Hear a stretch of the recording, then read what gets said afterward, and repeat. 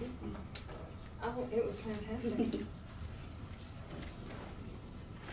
was really hot though. Was it? We take these in the order that we received them, so Nick and Julie Halasi.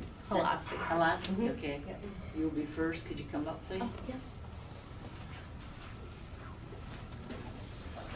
You're from Puzzle Piece Farms. Yes. Yeah. Yeah. I think the puzzle piece goes with the autism, is that Yes. why? Mhm. Okay. Yeah. Okay. All right. We are looking to, applied this form a nonprofit for Puzzle Piece Farms. Uh-huh. We're looking to form a community for adults with autism. It'll have 12 to 16 residential one-bedroom apartment units, 24-hour staff through a home health agency, and a day program on site.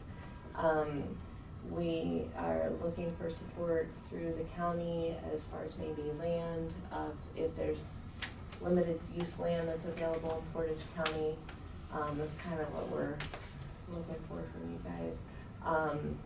The mental health board is excited for this project to get going. There's a huge need for it. There's, actually there are young adults with autism that are in jail and psychiatric hospitals right now. There's no place for them to go. In 2015, there were over 80,000 adults with autism on a waiting list that could be up to 10 years long. They can't go back home for whatever reason, and there's no other resources available. So our son, the reason we're doing this is we have a 19-year-old who's severely autistic, and last year, about 3 weeks after he turned 18, he got violent at home, and we couldn't handle him ourselves. So we ended up calling 911. The police were amazing.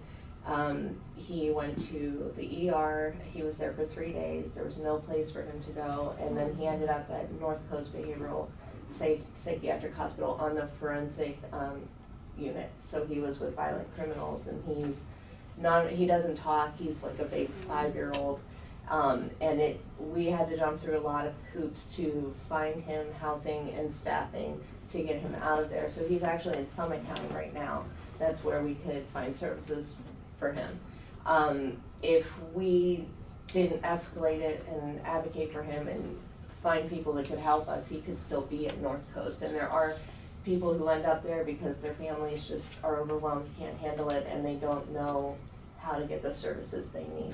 So we're only gonna take like 12 to 16, but still it'll relieve that burden from the community. And you said they're gonna, 1-bedroom apartments that'll be Yes. staffed? Yeah. So each apartment will have a staff then? We'll have 24-hour staffing in the community, so it'll be one-on-one, and then during the day, we want to do a farm model. Bittersweet Farms in Toledo is kind of what we're looking at to model after. They have residential, and then they have a farm on site, and for a day program, people could work on the farm, kind of like Hiram, if you're familiar with their program. And they could do crafts and things like Hiram does, and we could keep them all together.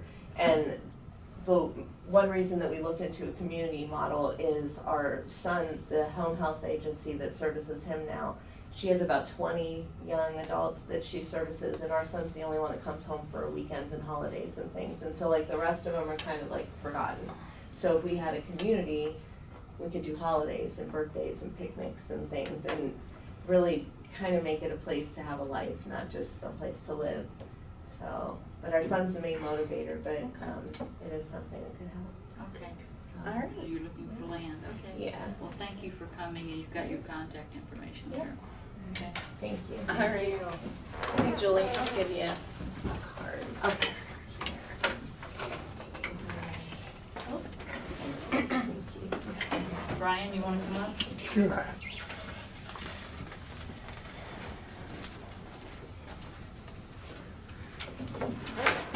I just want to say how impressed I was at hearing Randy Roberts speak to you this morning.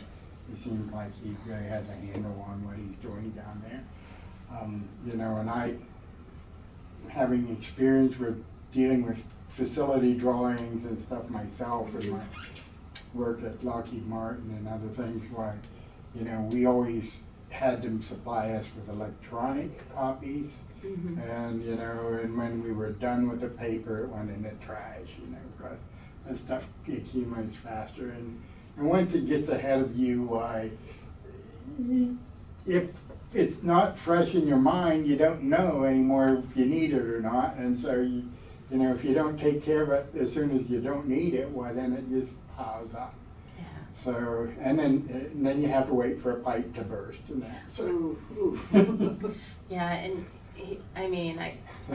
you heard me say to Vicky, I mean, he's been like a godsend. I mean, not only has he come back in and reduced costs, but our servicing is up. Yeah, yes, yeah, so I was very impressed with what I heard there and that, so. Well, thank you. Thank you. Ashley, Huey, and Eric. Eric, you guys. Oh, Yeah, you you guys. Good morning. Good morning. Yeah, go ahead. Give you a little staff update. Jeannie Svensson, our office associate, has resigned, so we posted that job. If you can help us promote that, if that's a way we can get it through county as well, we can send you the information. It's open till Sunday. It's 24 hours a week, so we're looking for a good candidate that's gonna really help us grow and thrive. So we're kind of excited about the opportunities. Right now, Ashley and volunteers and a temp have been kind of covering. So if you call, sometimes it's like, I don't know how to use the phone. That means it's a volunteer usually that's helping us keep the office open for those 3 days a week. So you said it's 24 hours a week? Mhm. And then do you know what the pay is for that? So I think the range is like 11 something to 1380 or 1390. Okay. And it So- will be Monday, Wednesday, Thursdays, 8 to 4:30. Would they give that information to Janet? I was gonna say, I would recommend Okay, that we you can talk to our forward HR that out. person. Yep. She's very helpful. Do you know They where her can office share it as is? well. I don't know if I do, but. You just make a left here, then make a right, and Okay. she's straight ahead. Okay. Janet Kovic is her name. Okay. Cool. Yeah. Cool. If you hang on tight, after we adjourn, I can walk you down there. All right. Thank you. So we're excited about that. Provides us some good opportunities as well. And then thanks again for considering the A&R position. What we've decided to do is make it a 2-year, we're gonna go ahead and do full-time and make it a 2-year term position, and then require the person to raise those additional funds. Okay. So it might be, so there's some program revenue, but the university requires us, if we don't have funding, to do that as a term position. Okay. So it would be 2 years, because we went through 3 searches the last time to find a part-time person. So to get a professional is just really difficult. So we're gonna move forward with that, and it'll post soon, and we'll send you that information as well. Great. And so hopefully we get a good candidate that's gonna really help the county out and do some cool things here. Okay. So we're excited, maybe even some projects like they were talking, that we can do some education, and also utilize the master gardeners to help teach Mhm. growing Sure. practices at that Sure. kind of facility. Sure. Yeah. Questions for us? No, we appreciate the updates. Yeah, And we look sounds forward, I always look forward to like your newsletters and, you know, the classes and stuff that you guys put on and stuff, and you guys do a great job. Very much, we appreciate it. Thank you very much. And if you hang on, okay, is there anything else? Do you have a motion to adjourn? So moved. I will second. Roll call, Julie. Vicky? Yes. Sabrina? Yes. Kathleen? Yes. Okay, all right, thanks everyone. You guys are there.